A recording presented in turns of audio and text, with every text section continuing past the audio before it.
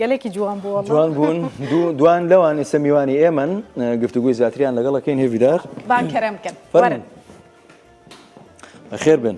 باشی چۆن بخير بي تاتيانا مرحبا يدونا چۆنی أول شيء داريا خيراتي داريا فەرمون هم بخير هاتنا نوروجا دوستان زۆر بەخێر بن بخير هاتنا كردستان ايشي کوردستان چۆنە هەولێر چۆنە زۆر باش بالي زۆر جوانە زۆر جوان کوێ جوانە لە هەولێر هەولێر قەڵای هەولێر زۆر جوانە مزگەفتە لە ناو شار زۆر جوان زۆر سەرنجڕاکێش کام مزگەوت جلیل خەیات بالي بالي چۆن بالێ چۆن ببینن ناوە ئەوانە بالێ me دوێ چوون مزگەفتە بی دکتۆر نەوزاتە و ئەو زۆر نایاب و سەرنجڕاکێش بوو دکتور نەوزاد برادرمە لە رووسیا خوێندوێتی لەوێ پێم وابێ کشت و کاڵی تەواو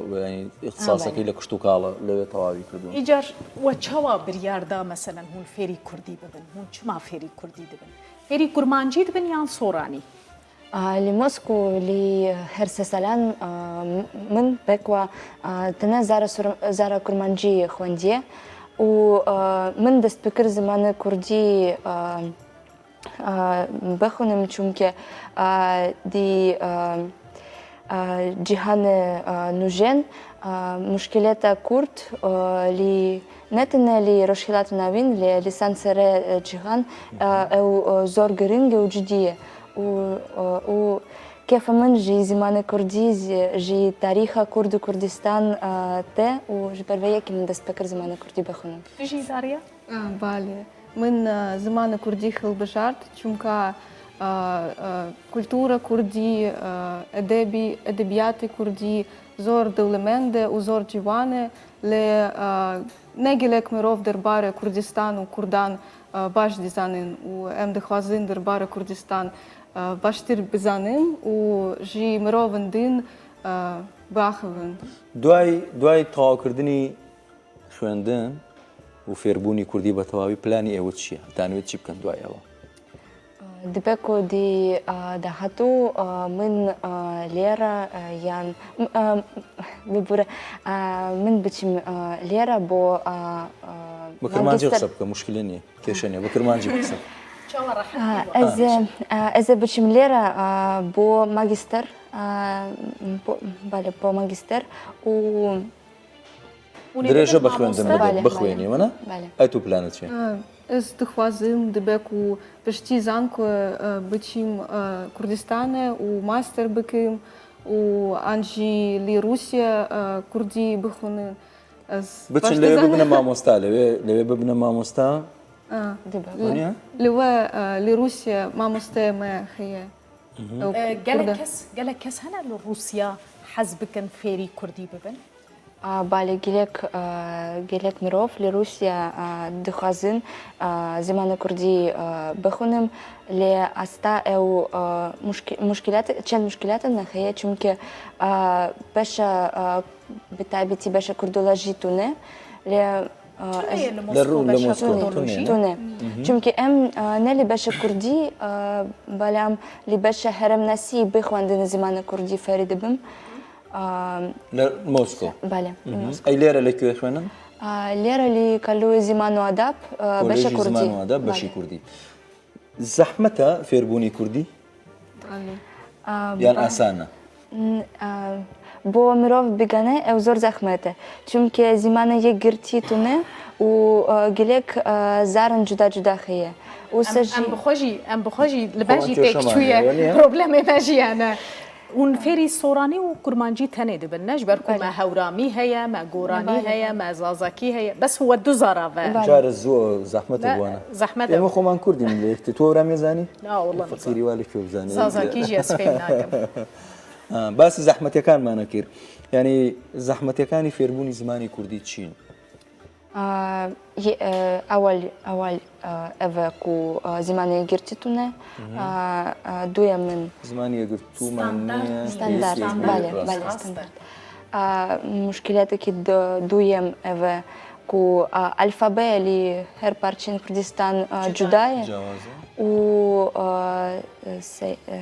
سێم ئەڤە و גילק כלמן, גילק פייבן ושכאן جي زمان دين هي بتاعتي عربي فارسي تركي ويعني أيتو Зразиме питання. Усажилі зимана курді гілек пейв хене, не тенежі зиманин дин лелі зимана курді, бо не муне бо як пейв. خزينة قوتنا قالك دولة من دنا مثلا بتايبتي زور دولة كرمانجي من ده دنا. سنجر بلكي الجموجي وصابة إيش نزيكا لا داريا داريا تريفا داريا تو تلفنا أو نعم أو تاتيانا يا أوجي داريا سنجر تتبلي أفكر تريفان وانا Трифонова. تريفان تريفانوفا ناس نافي باشنافا باشا. ناف نزيكا داريا لا كردي ولا زاني تريفان ما تريفا بالي مان بالي. هي تريفا هي شو توسري جانا قالكي Усажі миров дебежинку навимин деря, чава сі. Ау. دريا دريا راست بالي. دريا Деря. راست لە هەرێمی کوردستان مانەوەتان خۆشە ڕاهاتوون لەگەڵ دەوروبەر لەگەڵ هاوڕێکانتان لە زانکۆ هەواڵی وهنا بالي خلك كردستان زور میوان دوستی زور ناندار و افدار ناندار و ئافدارە بالي. گوتنەکە خۆشە ناندار و ئافدارە یعنی میوان پەروەرن ڕاستە ڕاستە و گلک هوالن من خیه نتنه نتنه لبجار خولر لأسجي لسليماني ودخوك وانا زور باشن و ام بهفرا چونگریا بپور دچمگریا و زور باشن دچگەریانی تشتێکی هەفبەش هەیە ناوبەرە کولتورا مە و کولتورا وەدە مثلا کولتورا رووسی و کولتورا کوردیدا تو خاڵێن هەفبەش هەنە خواردنامە نێزیکی هەڤە مثلا وەکە نمونە بالي از فكرم كو لچن بشكان هنر روسي وهنر كردي نزيكي وسجي موزيك نزيكي تريفانوفا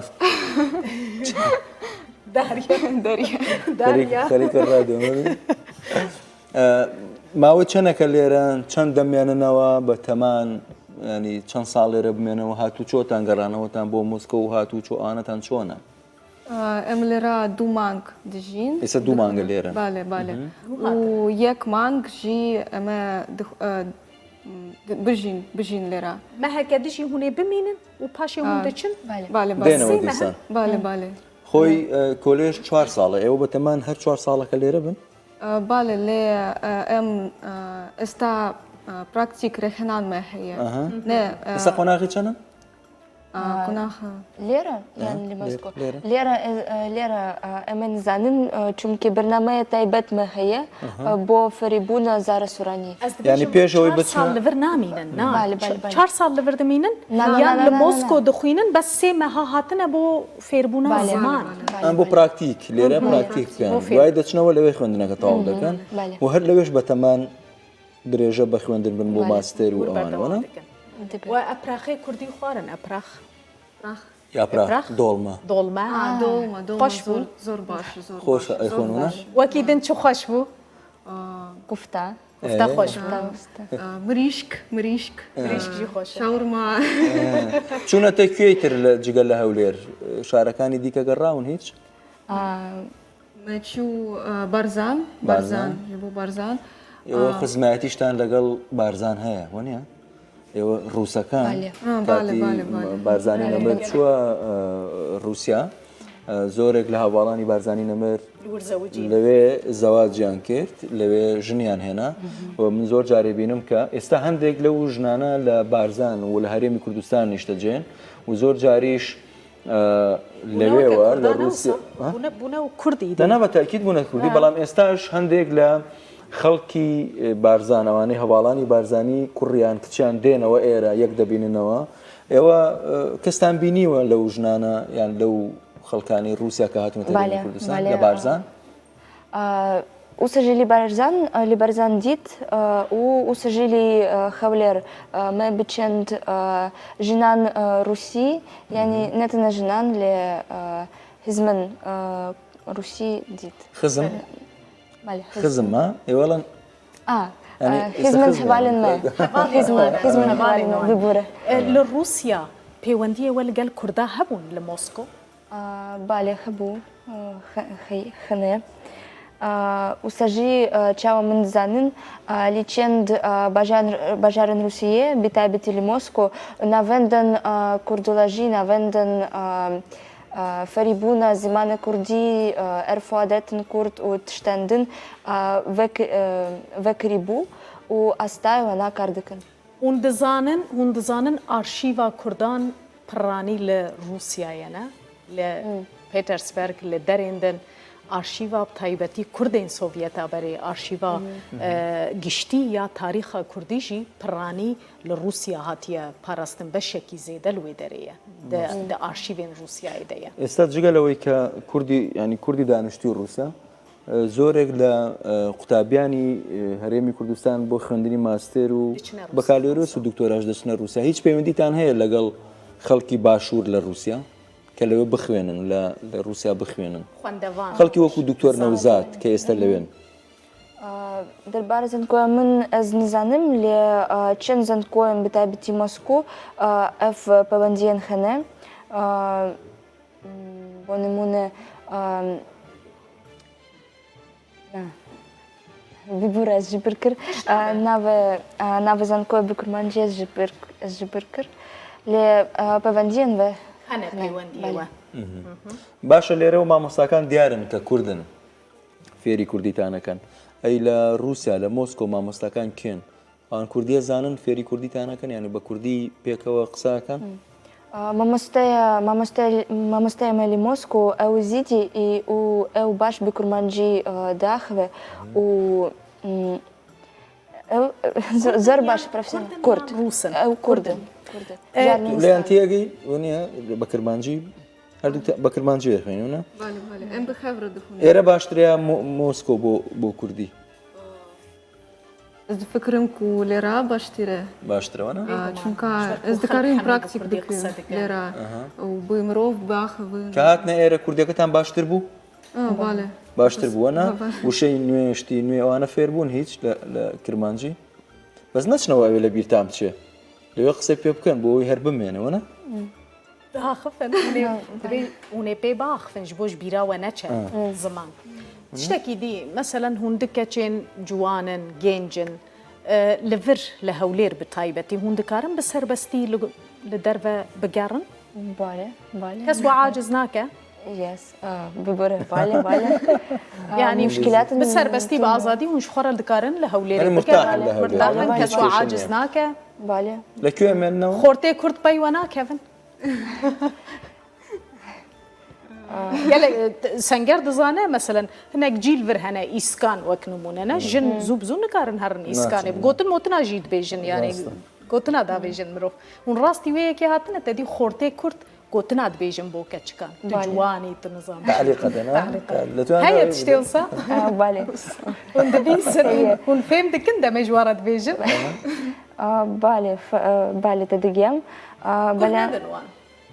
guh nedin wan hûn azadiya xwe biparêzin ser gera xwe hûn guh bidin wan divên hûn dernekevin li hinek ciya wisa ye yanî mirov nikare bi serbestî bigera weke jin mirov yanî tu serbestî rast e lê tu hest bi nexweşiyê dikî meselen ceab li ser te ne تۆ جیاوازی تۆ بێژەری دیاری خەڵک هەموویەت ناسی بۆ من tiştekî wisa hetan ha nebûye yanî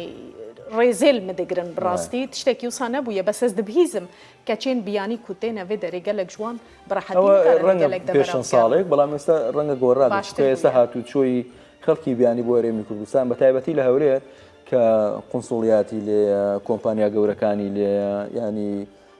ڕێکخراوی مرۆیی و ڕێکخراوی دیکەی لێ ئەوانە هەمیسە بارودۆخەکە گۆڕاوە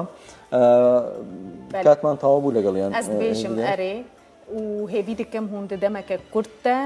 gelekî baştir baxifin hem bi kurmancî hem bi soranî ji ber ku du zaravayên serekî ne di Kurdî de yanî piraniya Kurdan bi kurmancî û bi soranî daxifin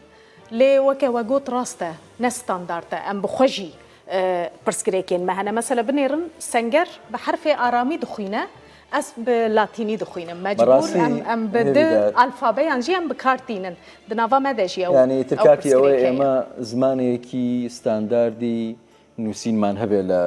لە کوردستان ینی خۆمان زۆر جار باسیەکەین بەڵام ئەوە تا ئەوانشی کە کوردنین هەست پێەکەن ینی خەڵکی بیانیش هەستی بەوە کردووە کە نەبوونی زمانێکی ستاندارد لە کوردستان کەم و کوڕێکی گەورەیە نەگەر بۆ خۆمان بۆ ئەوانشی کە دێنە کوردستان بۆیە ینی ئەم بابەتە هەرچەنە لە ڕابردوو بابەتێکی جددی بووە بەڵام دەبێ ئیتر دامەزراوەکانی هەرێمی کوردستان حکوومەت پەرلەمان زانکۆکان ینی زۆر بەجددی لەسەر ئەم بابەتە بوەستن ئیدی ئەبێ ئێمە یانیەوە کلێنێکی گەورە و ئایبەیەکی گەورەیە کە تا ئێستا زمانێکی ستانداردمان نەبووە دەبێت زۆر بەجددی بیر لەمە بکەنەوە بۆ ئەوەی نەک بۆ خۆمان کێشەیە خەڵکێکی دیکەش کە دێتە کوردستان نەڵێ کێشەی بەردەم ئێمە نەبوونی زمانێکی ستانداردە بۆیە ینی حەقە زۆر بەجددی لەسەرمە ئەزی تشتێکی دیژی ژوارە بێژم ژبەرک و ئەس بخۆژی دەما خۆدا ئەس چوومە وڵاتان بۆ فێربوونا زمان ئاخافتنا لەگەل خەلکێ گەلێکی گرینگە یعنی ئەو تشتێت و لە زانکۆیە فێر دەبی بەس گرامەرە لێ هەگەر تو پێی ناخەفی تو فێر نابی لازمە لەگەل خەلکی هون زێدەتر تێکەل ببن و باخفن ئەوژی بۆوە پێشنیارێک زۆر بەخێر بن زۆر بەخێر سەرکەوتوو بن خۆش بوون ئینشەڵڵا بێنەوە کوردستان و هاتو چۆتانە بێ بۆ کوردستان سەرچاو بەخێر بن سەرچاو ئەمژی بەخێر بن ئەم کێف خۆش بوون سەرچاو ئۆغر بێ سەرکەوتوو بن